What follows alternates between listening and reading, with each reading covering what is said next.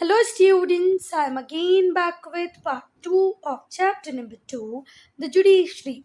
Students, I hope you all have seen part 1 of this chapter. If not, do watch it. बेटा हम यहाँ तक part 1 में complete कर चुके हैं. हम लोग पार्ट 2 स्टार्ट करेंगे हाई कोर्ट से. अब मेरी बात ध्यान से सुनो बच्चा. किसी भी स्टेट की हाईएस्ट जुडिशियल अथॉरिटी क्या ही होते हैं? High courts. ठीक है बात. आज करंट डेट में इंडिया में 28 स्टेट्स हैं और 8 यूनियन टेरिटरीज हैं. तो टोटल हमें कितने हाई कोर्ट चाहिए बच्चा? 36 हाई कोर्ट चाहिए. पर आज भी हमारी कंट्री में कितने ही हाई कोर्ट हैं? सिर्फ 25. इट मीन्स कुछ स्टेट, एक या दो से ज़्यादा, या कुछ स्टेट और कुछ यूनियन टेरिटरीज किसको शेयर कर रही हैं बच्चा? कॉमन हाई कोर्ट्स को शेयर कर रहे हैं. चलो अब चलते हैं बुक में क्या लिखा है. बुक बोल रही है कि भाई आपकी जो हाईएस्ट जुडिशियल अथॉरिटी है किसी भी स्टेट की, वो क्या ही है? High court. High court is the highest judicial authority of the state. Ordinarily her state का अपना हाई कोर्ट होता है. पर कुछ केसेस में बेटा जो हाई कोर्ट्स होते हैं 2 और मोर स्टेट्स के, यूनियन टेरिटरीज के, फॉलिंग अंडर देयर जुरिडिक्शन, एक ही जुरिडिक्शन एरिया में 2 स्टेट आ जाते हैं. 2 स्टेट एक यूनियन टेरिटरी, 2 यूनियन टेरिटरी एक स्टेट. अब हम देखेंगे एक एग्जाम्पल बेटा. तो जो स्टेट्स हैं पंजाब और हरियाणा के, इनका कॉमन हाई कोर्ट है जो सिचुएटेड है कहाँ पर? चंडीगढ़ में. चंडीगढ़ खुद एक यूनियन टेरिटरी है ना. तो 2 स्टेट का हाई कोर्ट, एक यूनियन टेरिटरी चंडीगढ़ में सिचुएटेड है. वो स्टेट्स है Punjab and Haryana. Share a common high court called high court of Punjab and Haryana. क्या नाम है इनके हाई कोर्ट का? High court of Punjab and Haryana, जो कि चंडीगढ़ में लोकेटेड है. ऑल ओवर इंडिया, पूरे इंडिया में अभी 25 हाई कोर्ट्स हैं. कंपोजिशन की बात करें कि भाई हाई कोर्ट में कौन कौन होता है, तो हाई कोर्ट में होता है, तो जैसे सुप्रीम कोर्ट में होते हैं चीफ जस्टिस, वैसे ही हाई कोर्ट में भी चीफ जस्टिस होते हैं, दूसरे जजेस भी होते हैं. जो नंबर होता है जजेस का वो फिक्स नहीं होता है बेटा. सुप्रीम कोर्ट के केस में तो हमने पढ़ लिया 34 including chief justice of India. पर हाई कोर्ट के केसेस में ऐसा नहीं हो सकता बेटा, क्योंकि हमारे कुछ स्टेट्स बहुत बड़े हैं. यूपी, महाराष्ट्र, राजस्थान, कुछ स्टेट बहुत छोटे हैं, गोवा, सिक्किम, है ना. तो नंबर ऑफ जजेस वेरी करेंगे, अलग अलग होंगे state to state, depending upon the size of the state concern. जो स्टेट का हाई कोर्ट है उस स्टेट का साइज कितना, उस पर डिपेंड करेंगे.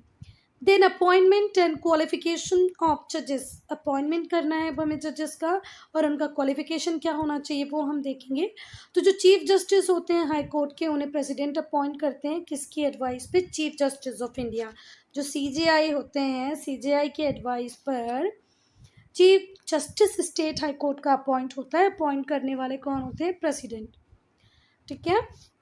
अब जो प्रेसिडेंट होते हैं वो सीजीआई से भी बात करेंगे, उस स्टेट के गवर्नर से भी बात करेंगे और चीफ जस्टिस को अपॉइंट कर देंगे.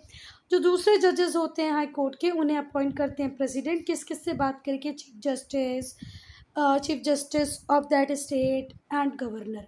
तो बेटा जब चीफ जस्टिस किसी स्टेट के लिए बनाया जाता है तो कौन कौन को कंसल्ट करते हैं? एक तो प्रेसिडेंट अपॉइंट करेंगे. किसको अपॉइंट कंसल्ट करने के बाद? CJI, chief justice of India को कंसल्ट करने के बाद, और गवर्नर को कंसल्ट करने के बाद. पर जब अदर जजेस की बात होगी, नॉर्मल जजेस का अपॉइंटमेंट होगा, तो किस किस को कंसल्ट किया जाएगा? सीजेआई को कंसल्ट किया जाएगा, गवर्नर को कंसल्ट किया जाएगा, साथ ही साथ उस स्टेट के चीफ जस्टिस को भी कंसल्ट किया जाएगा. अगर आपको हाई कोर्ट का जज बनना है तो आपके पास क्या क्या क्वालिफिकेशंस होने चाहिए? पहला तो आप इंडियन सिटीजन हो. दूसरा, आपके पास एक्सपीरियंस हो जुडिशियल ऑफिस का लगभग 10 साल का. आप एडवोकेट रहे हो हाई कोर्ट में 2 और मोर सच कोर्ट्स में लगभग 10 साल. 10 साल अगर आपने हाई कोर्ट में एडवोकेट की तरह काम किया है, अगर आपके पास 10 साल का जुडिशियल ऑफिशियल का एक्सपीरियंस है, आप इंडियन सिटीजन हैं, तो आप हाई कोर्ट के जज बन सकती हैं. Then tenure and removal. अगर हम बात करें कि भाई कितने टाइम तक रहते हैं, क्या इन्हें रिमूव किया जा सकता है या नहीं, तो बेटा हमने सुप्रीम कोर्ट में के केस में देखा था. सुप्रीम कोर्ट के जो जजेस होते हैं उनकी रिटायरमेंट की एज होती है 65 ईयर्स. पर हमारे हाई कोर्ट के जजेस को रिटायर कर दिया जाता है 62 ईयर्स की एज में. ये पहले भी रिज़ाइन कर सकते हैं अगर कोई हेल्थ इश्यूज़ है या कोई और प्रॉब्लम हो, जो जजेस होते हैं हाई कोर्ट के, उन्हें रिमूव किया जा सकता है प्रेसिडेंट के द्वारा। सेम तरीके से जैसे हम सुप्रीम कोर्ट के जजेस को रिमूव करने हैं, वैसे ही हाई कोर्ट के जजेस को भी रिमूव कर सकते हैं। कौन रिमूव करेगा? प्रेसिडेंट, पर कब? जब लोकसभा राज्यसभा से रिजोल्यूशन पास हो जाएगा 2/3 मेजॉरिटी से। और इस प्रोसेस को क्या कहा जाता है? इम्पीचमेंट। कौन सी प्रोसेस होती है बच्चे? इम्पीचमेंट। सैलरी की बात करें हम, तो जो चीफ जस्टिस होते हैं और जो दूसरे जजेस होते हैं हाई कोर्ट के, उन्हें मंथली सैलरी मिलती है, रेंट फ्री फर्निश्ड हाउस मिलता है और दूसरी सारी एसेंशियल फैसिलिटीज़ और अलाउंसेस मिल जाते हैं। जुरिडिक्शन और पावर्स की बात करेंगे अब हम हाई कोर्ट के। तो जो सुप्रीम कोर्ट है, जो हाई कोर्ट है, उनके पास डिफरेंट काइंड्स ऑफ जुरिडिक्शन और पावर्स होती हैं। पहला, ओरिजिनल जुरिडिक्शन। जो हाई कोर्ट होता है उसके पास ओरिजिनल जुरिडिक्शन की पावर होती है। कुछ केसेस ऐसे होते हैं जो डायरेक्टली कहाँ ही जाएंगे? हाई कोर्ट में ही जाएंगे।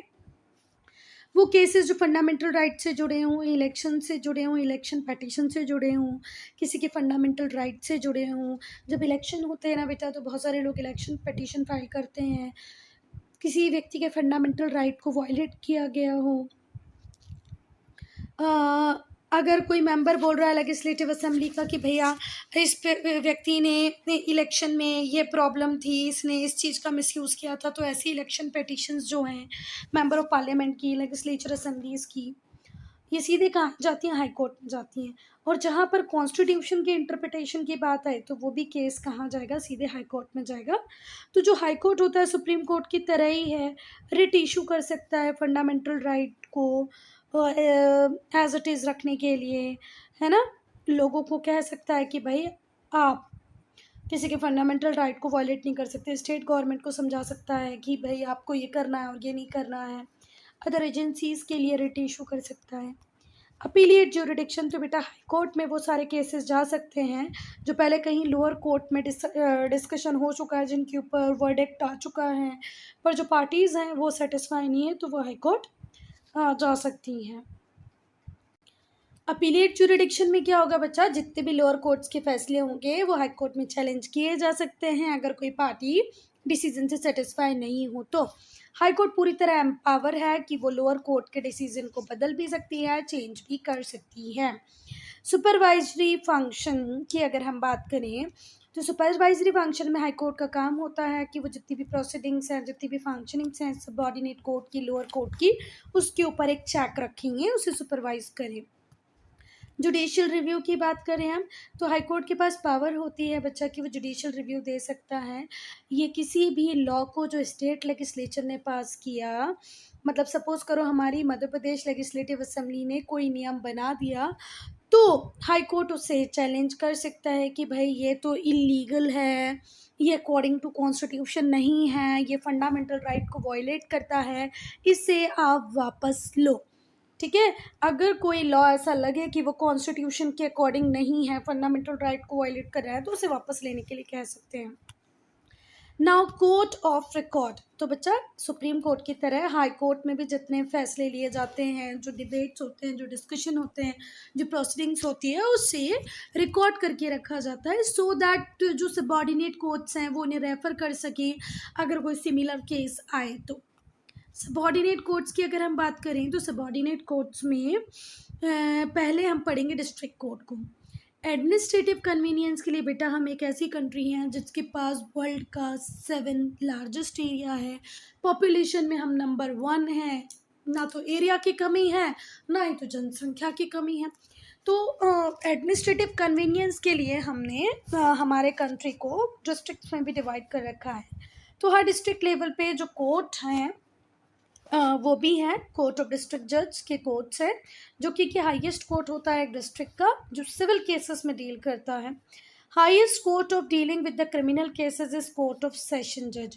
तो अगर पूछा जाएगा कि सिविल केसेस कहाँ सुने जाते हैं, तो सिविल केसेस सुने जाते हैं कोर्ट ऑफ डिस्ट्रिक्ट जज।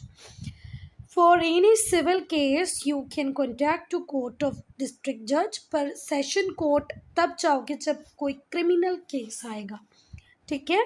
तो डिस्ट्रिक्ट कोर्ट को आप दो तरीके से पढ़ सकते हो। एक कोर्ट जो सिविल केसेस में डील करेगा जिसका नाम है कोर्ट ऑफ डिस्ट्रिक्ट जज, और एक कोर्ट होगा जो होगा सेशन कोर्ट जो क्रिमिनल केसेस के साथ डील करेगा। जो डिस्ट्रिक्ट जज है होते हैं बच्चा, वही सेशन जज की तरह भी काम कर सकते हैं। Two courts at the district level, दो कोर्ट जो हैं डिस्ट्रिक्ट लेवल पे, ये लोअर कोर्ट्स, इनके भी नीचे जो लोअर कोर्ट्स हैं उनके अगेंस्ट में भी डिसीजंस को सुन सकती हैं। Appeals against the decisions of the district courts are taken to high court, और हाई कोर्ट अगर कोई डिस्ट्रिक्ट कोर्ट के वर्डिक्ट से सेटिस्फाई नहीं है तो वो हाई कोर्ट जा सकता है।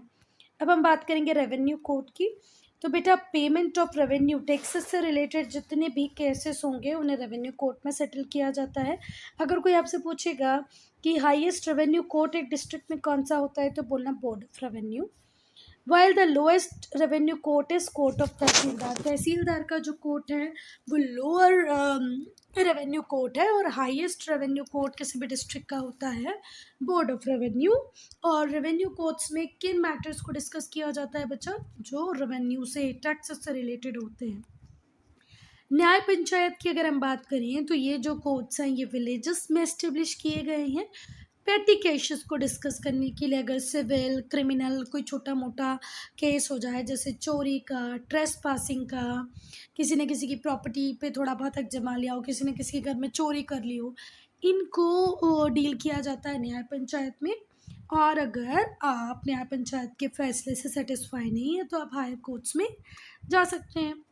लोक अदालत, बेटा हमारी कंट्री में इतने सारे केसेस पेंडिंग थे कि गवर्नमेंट को एक नया कंसेप्ट लाना पड़ा जिसका नाम था लोक अदालत। लोक अदालत बनाए गए क्विक और चीप जुडिशियल सर्विसेज के लिए। देखो कोर्ट में लड़ना एक गरीब के बस की बात नहीं है बेटा, बहुत सारा पेपर वर्क होता है, बहुत सारा पैसा लगता है, लॉयर को हायर करना पड़ता है। तो इन सारी प्रॉब्लम के सोल्यूशन के लिए गवर्नमेंट ने बना दी लोक अदालत, जो क्विक डिसीजन देती हैं, साथ ही साथ चीप जुडिशियल सर्विस का भी एक सोर्स है। इनको प्रिसाइड करते हैं रिटायर्ड जज। अगर कोई रिटायर्ड जज फिर से आना चाहे जॉब में तो वो लोक अदालत को ज्वाइन कर सकता है। And disputes are generally settled by discussion and compromises, discussion और कॉम्प्रोमाइजेस से सारे फैसले सुने जाते हैं।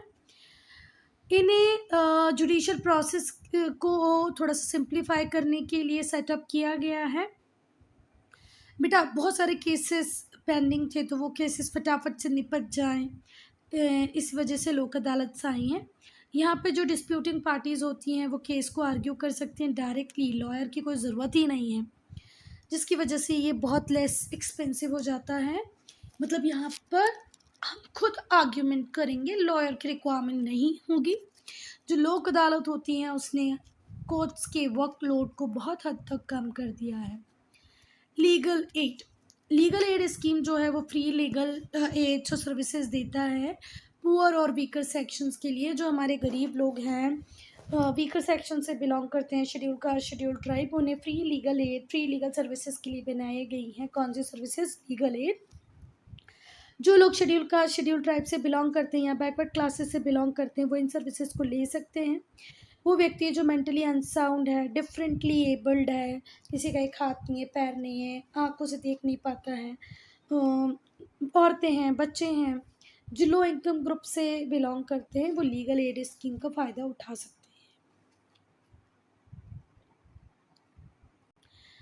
लास्ट और सबसे इम्पॉर्टेंट टॉपिक है बच्चा इंडिपेंडेंस ऑफ जुडिशरी। हमारे कंट्री में जो जुडिशरी है उसके ऊपर एग्जीक्यूटिव का भी कोई कंट्रोल नहीं है, लेजिस्लेचर का भी कोई कंट्रोल नहीं है।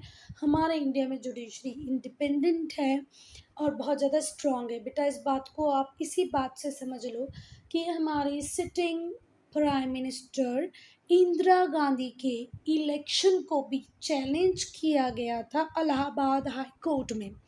इट मीन्स कि हमारे यहाँ जुडिशरी फ्री और फेयर वे में काम कर रही है, इंडिपेंडेंट है।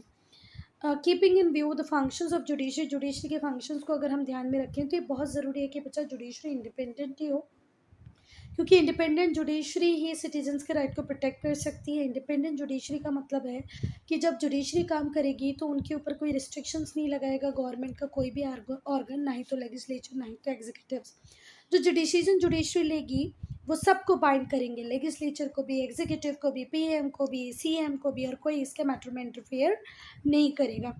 लास्टली जो जजेस होते हैं वो अपनी ड्यूटीज़ को फ्रीली परफॉर्म कर सकते हैं, बिना किसी डर के, बिना किसी प्रॉब्लम के, किसी से भी बिना डरे ये लोग अपना डिसीजन ले सकते हैं। जो इंडिपेंडेंस ऑफ जजेस is secured by guaranteeing them security of services for fix tenure of office. ऐसा इनको कहा गया है कि भाई आप इस ऑफिस में एक फिक्स टेन्योर तक रहेंगे, 65 ईयर तक सुप्रीम कोर्ट के जजेस रहेंगे, 62 ईयर तक हाई कोर्ट के जजेस रहेंगे।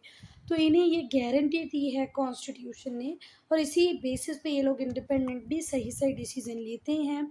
इन्हें एडिक्वेट सैलरीज दी जाती हैं, दूसरी फैसिलिटीज़ दी जाती हैं, जिससे कि इनकी इंडिपेंडेंस इंश्योर रहे। देखो कम सैलरी होगी तो हो सकता है ये ब्राइब वगैरह ले लें, लालच करें कि भाई मुझे तो इतना ही कुछ मिल रहा है, मेरा इस सैलरी में पूरा नहीं हो रहा है, तो इन्हें अच्छी खासी सैलरी दी जाती है जिससे इनकी इंडिपेंडेंस बरकरार रहे। ये किसी भी लालच में, छोटे मोटे पैसों के लालच में आके कोई गलत डिसीजंस ना लें, है ना। देखो जब आपके पास खुद ही बहुत सारा पैसा होगा, आप अपनी सैलरी से सेटिस्फाइड होंगे, तो आप ब्राइब तो नहीं ही लेंगे। सो स्टूडेंट, यहाँ पर होता है हमारा चैप्टर ख़त्म। अगर आपको कोई प्रॉब्लम है, कोई और सल्यूशन देना है, कुछ डाउट है, तो आप कमेंट सेक्शन में लिखें।